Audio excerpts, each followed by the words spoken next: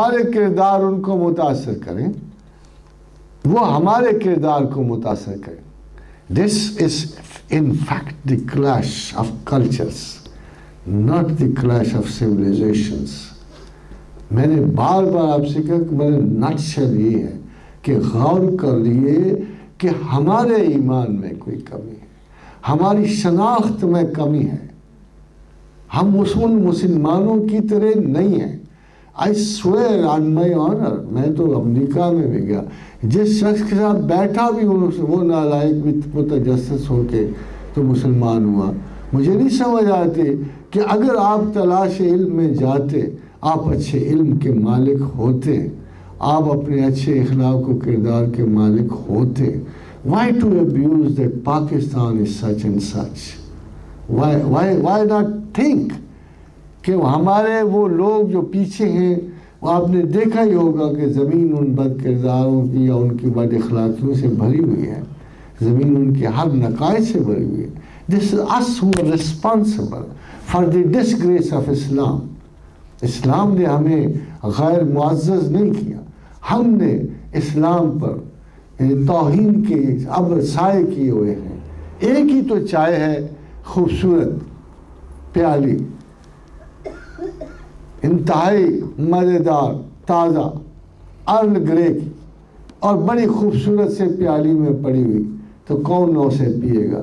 مگر وہی چائے اگر اگالدان میں پڑی ہوئی ہے تو کون اسے پیے گا؟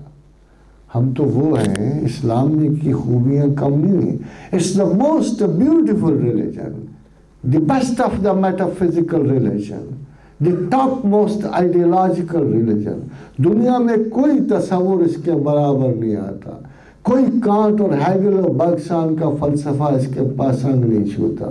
یہ اللہ کا مذہب ہے، اس کی شناخت کائناتی ہے. مگر ہم مسلمان اتنے کمزور ہیں علم میں کہ ہمارے لیے ہمارے نام کا ایک بھی معزز شخص دور حاضر میں نہیں ہے جو علمیت کے کسی مقام سے ہمیں وقار دلا سکے. ہم ایک اقبال گیا، اس کے بعد یہ حال ہوا کہ تمام مذہب جو ہے سیمی لٹریٹ اور سیمی ایجوکیٹڈ کے ہاتھ چڑھ گیا. If you really want to compete، یہاں آنا آپ کی مجبوری تھی نا، رزق تلاش کرنا آپ کی مجبوری تھی نا. اگر آپ ان مجبوریوں کے سائے میں یہاں آئے ہیں تو ایٹ لیسٹ اپنا کلچر، اپنا کیریکٹر ضرور استعمال کریں، نہ یہ کہ اس کو بدل لیں. مگر ملک آپ سے بھیک تو نہیں مانگے نا، وہ آپ کو خیرات دے رہے ہیں نا، کام کاج کی خیرات دے رہے ہیں. You wanted work, they are giving you work. You wanted money, they are giving you money. Now they want to take something back from you. اور جو کچھ وہ آپ سے لینا چاہتے ہیں وہ بڑی سادہ سی بات ہے. وہ آپ کی تھوڑی بہت رہن سہن، غیرت اور انا آپ سے چھیننا چاہتے ہیں. Now there are two ways possible. Just two ways. Either behave like them or behave like a good Muslim. But don't behave like the way you are behaving now.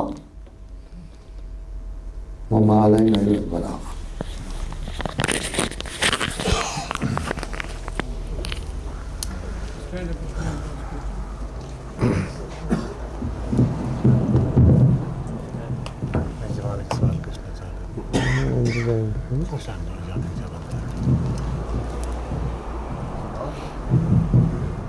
میں یہ سے پوچھ لیتا ہوں جی.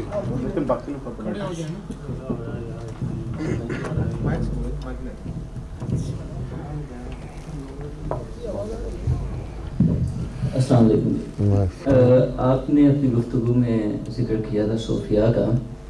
میں یہ پوچھنا چاہوں گا کہ جو ہم ایک تصور رکھتے ہیں صوفیاء کا کہ یہ لوگ ہیں تارک دنیا، جو کچھ حد تک جو ہے کہ عیسائیوں کے رہبانیت سے ملتا جلتا ہے.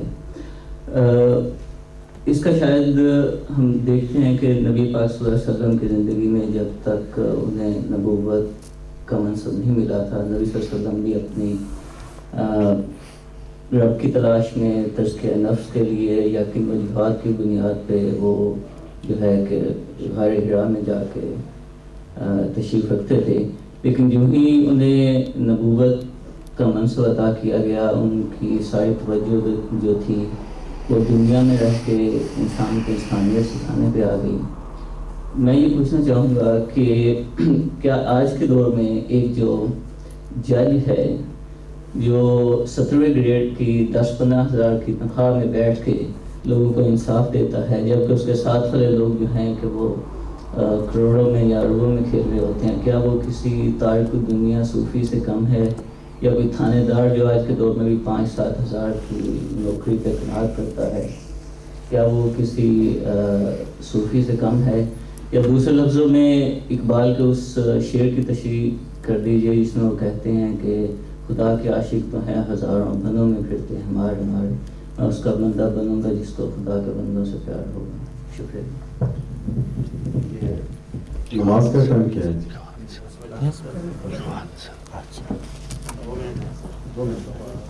تو ایسے جی کہ سب سے پہلے ورڈ آف تھینکس کریے اسلم صاحب ہیں پاکستان ایسوسیشن، اس کا جواب آپ دے لیں گے، ڈاکٹر صاحب دے دیں گے اس بات کا جواب، یہ ابھی جو پوچھا گیا کوئی بات نہیں، نماز کے بعد دے دیتے 2 منٹ کی بات ہے۔ اس سوال کا جواب تو بہت طویل ہے، میں مختصر عرض کرتا ہوں، آپ نے اصل میں جواب دے دیا ہے۔ آپ نے جب ذکر کیا ایک ایسے جج کا جو بڑی تھوڑی تنخواہ میں انصاف کرتا ہے، یا ایک ایسے تھانے دار کا جو محدود تنخواہ میں انصاف کرتا ہے، کیا وہ بڑا ہے کہ وہ صوفی بڑا ہے؟ بیسیکلی وہ مسٹک ہے، وہ صوفی ہے۔ وہ شخص جو ایک تھوڑی تنخواہ میں اپنے تمام مسائل کے ہونے کے باوجود یہ فیصلہ کرتا ہے کہ اس نے انصاف کرنا ہے، وہ یہ فیصلہ اس لیے کرتا ہے کہ وہ اکاؤنٹیبل ہے before Allah. What is a mystic? Mystic makes a choice between self and Allah. تو اس نے اپنے نفس کی، اپنی ذات کی ضرورت کے مقابلے میں اللہ کے حکم کو چنا، یہی مسٹک ہے، اس کے علاوہ کچھ مسٹک نہیں ہے۔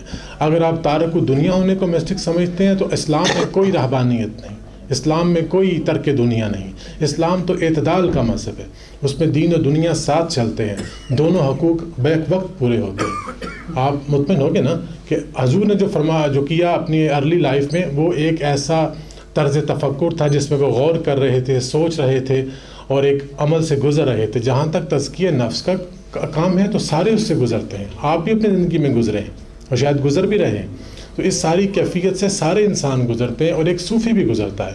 یہ اور بات ہے کہ جتنا آپ کا علم زیادہ ہے اتنا ہی اس پروسیس کی کمپلیکیشن زیادہ ہے، اتنی زیادہ تفصیل میں آپ جاتے ہیں، اتنا باریک بینی سے آپ اپنے اندر کا مشاہدہ کرتے ہیں۔ God bless you. حاضرین حضرات، بہت نوازش، بڑے صبر و استقامت سے آپ نے سنا۔ اینڈ اسلم صاحب